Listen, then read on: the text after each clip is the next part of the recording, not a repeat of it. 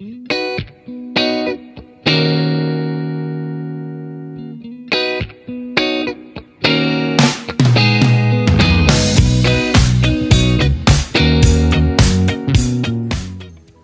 tout le monde, j'espère que vous allez bien. On se retrouve dans notre petite vidéo du lundi.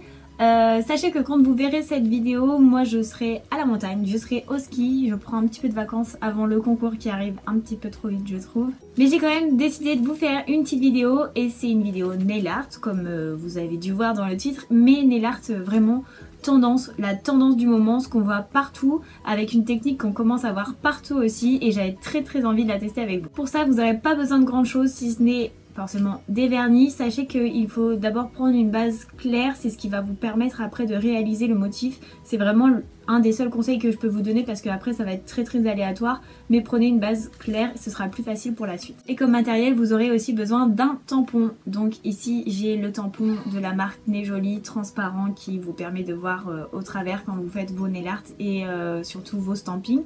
Je vous mets ici la vidéo où justement je teste leur tampon avec les différentes plaques que j'ai pu recevoir aussi, et d'avoir aussi une feuille en plastique que je vais chercher. Donc je reprends. Il vous suffira aussi d'avoir une pochette plastique, donc comme vous pouvez voir celle-ci n'est pas totalement transparente, elle est vous savez un petit peu opaque, mais elle convient parfaitement pour ce qu'on va faire après.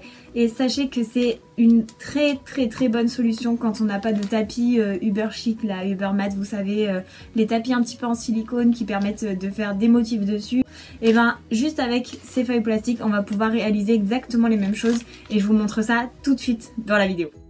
Je commence par ma première couche, j'ai évidemment posé une base avant. Pour ce qui est de l'application du vernis, je vous renvoie vers ma dernière vidéo qui explique comment je fais pour bien l'appliquer.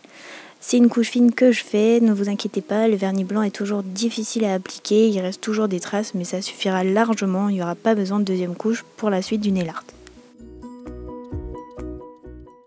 Pour la deuxième étape, j'applique mon latex liquide de Born Pretty Store. Je vous mets aussi mon crash test donc en fiche. Je l'applique en couche épaisse pour permettre de l'enlever plus rapidement et plus facilement surtout. Et on voit ici quand c'est sec, la couleur a bien changé. C'est le moment où je viens prendre ma feuille plastifiée, je viens appliquer mon vernis blanc directement dessus, donc c'est bien d'appliquer la même couleur que celle que vous avez mise sur votre ongle.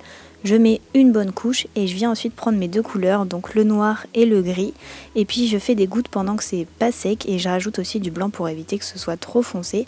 Et après avec un dotting tool, une aiguille, n'importe, vous mélangez un petit peu tout ça et je viens tout de suite mettre mon tampon dessus. Et vous avez ici l'effet marbré qui s'est fait directement, donc je l'applique sur mon ongle, j'attends pas que ça sèche. Et comme j'ai un tampon très large, et ben j'ai pu faire deux doigts d'un coup. Donc ça c'est quand même pratique, ça met beaucoup moins de temps et vraiment c'est une technique très rapide. Vous pouvez voir les deux premiers résultats et je vais continuer pour les autres ongles, donc j'ai accéléré un petit peu. C'est toujours la même technique, hein. N'hésitez pas à positionner différemment vos gouttes pour avoir toujours un effet différent. Ici je trouvais que c'était trop foncé, donc j'ai pas hésité à rajouter une goutte de blanc par la suite et ça va me permettre d'avoir vraiment l'effet désiré. Je reviens tout de suite avec mon tampon, je l'applique hop tout de suite là quand on appuie, donc on n'hésite pas, il y a quand même une grosse couche et quand on l'applique ça glisse un petit peu, vous voyez ça peut même faire un petit peu transparent mais vu qu'on a mis une première couche en dessous ça ne se voit pas. Et encore une fois j'ai la chance de pouvoir le faire sur deux ongles différents, si ça vous convient pas vous pouvez réappliquer un petit peu de ce qui manque et on n'oublie pas de nettoyer son tampon entre chaque passage et entre chaque doigt. Donc je recommence une dernière fois, je fais des traits souvent là horizontaux pour l'effet marbré. Après vous pouvez faire comme un petit peu le water marble et faire des dessins directement. Je réessayerai avec cette technique. Et voilà, le pouce est fini. J'enlève le latex liquide, donc il se retire facilement puisque je l'ai appliqué en couche épaisse. Il reste forcément un petit peu de nettoyage sur les cuticules, mais c'est très rapide et comme vous savez avec le stamping on appuie bien avec notre doigt pour que le motif s'imprègne et bien là c'est un peu pareil puisque la couche est fine, on la voit un petit peu sur les côtés encore, donc on n'hésite pas à appuyer pour que tout soit bien.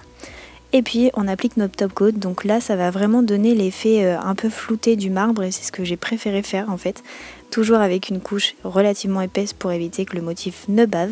Et j'hésite pas aussi à le faire déborder, ça c'est vraiment pas grave, ça permettra vraiment au motif d'être scellé partout et j'oublie pas la tranche de l'ongle évidemment. C'est une technique très simple, évidemment accessible à toutes, peu de matériel et qui est vraiment très facile pour le coup. Elle va être magnifique avec plein de couleurs pour le printemps et j'espère vraiment que vous réaliserez tout ça. Et voilà, la vidéo est terminée, j'espère très sincèrement qu'elle vous a plu, j'espère que ce motif vous a plu, j'ai adoré le porter. Sachez que c'est vraiment la tendance du moment, on en voit partout sur les coques de téléphone, sur les fonds, sur les meubles, partout. Ça faisait très longtemps que j'avais envie d'en faire. Et quand j'ai vu la technique, je me suis dit que c'était la technique qu'il fallait tester avec vous pour voir si cela fonctionnait et le résultat que ça donnait. Pourquoi pas vous donner des petits trucs et astuces pour que vous réussissiez chez vous aussi. Personnellement, j'ai trouvé la technique très simple, vraiment, j'ai trouvé qu'il n'y avait pas de soucis. Sachez que le tout peut demander un petit peu plus de séchage que d'habitude puisqu'on a mis plusieurs couches, le temps que ça sèche, même s'il y a le tampon, ça peut faire aussi quelques bulles.